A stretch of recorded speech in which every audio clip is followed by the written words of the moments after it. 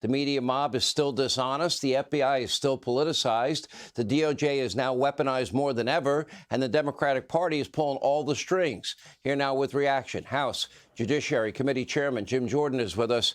You know, you were on this program an awful lot during that time, Congressman, and this is what your committee is now looking into. Is our FBI politicized? Has it been weaponized? Because we did not hold these people accountable in 2016, they were very emboldened, it seems, in 2020, weren't they? At the FBI putting cinder blocks on the scales of that election, along with active CIA agents and former intel officials, right? Well, Sean, think about it. In 2016, it was the Clinton campaign working with the FBI to go after President Trump and his election, his campaign. In 2020, it was 51 former CIA agents and intel officials working with the Biden campaign to do the same thing. So we've seen it twice now. One, it was the FBI. The second one, it was former intel officials, but the same objective, to go after President Trump and keep him from being president. This report was as tough as you could get. It said the Comey FBI failed to uphold its mission of fidelity to the law. Think about that.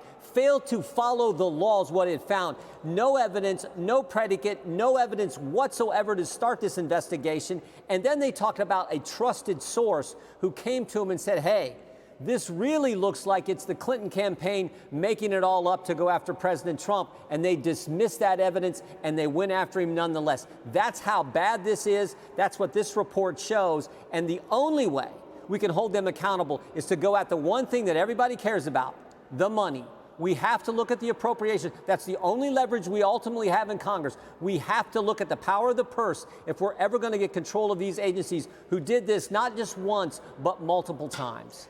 How is it possible it took so long? The evidence was right out there in front of everybody's eyes if they wanted it. Mr. Higher Loyalty, James Comey, and how is it they all get off scot-free?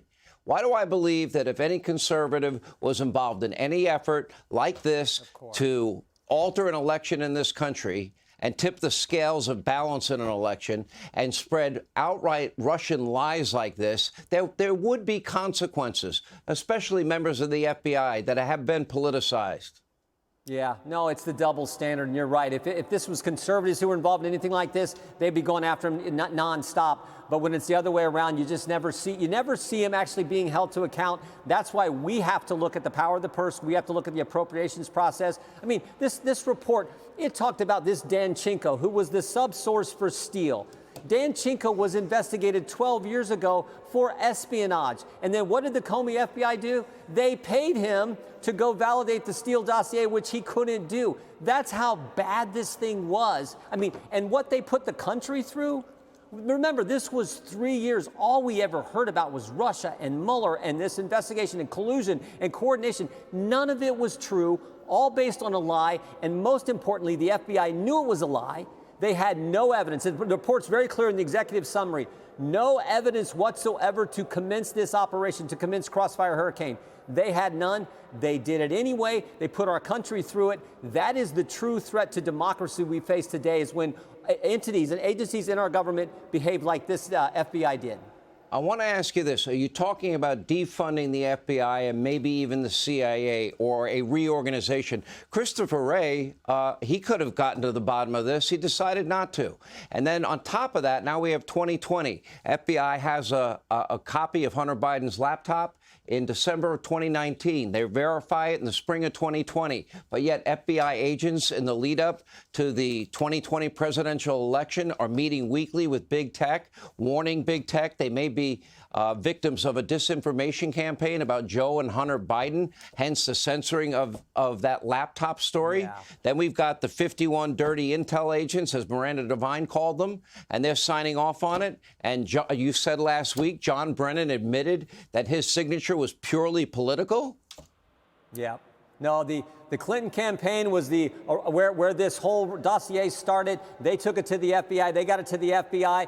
The Biden campaign is where the letter from the 51 former intel officials started. It was Tony Blinken who prompted Mike Morrell. It's the same pattern. Create the lie. Big media runs with the lie. Big tech amplifies the lie. When we try to tell the truth, they call us names. They call us Russian sympathizers. They attack you, and the press is so eager to do that. And then ultimately, in the end, the one thing that is always proven right is We were right about it all along. The only thing we had wrong is in both situations, it was worse than we thought. So we got to keep talking about it. We got to pass legislation if we can to deal with it. And then we have to look at the money, the appropriations, and say, how can we direct these funds? How can we better position these funds? What can we do to stop this from happening in the future? All right, Jim Jordan, great work. We'll continue to watch what you're doing in the Judiciary Committee.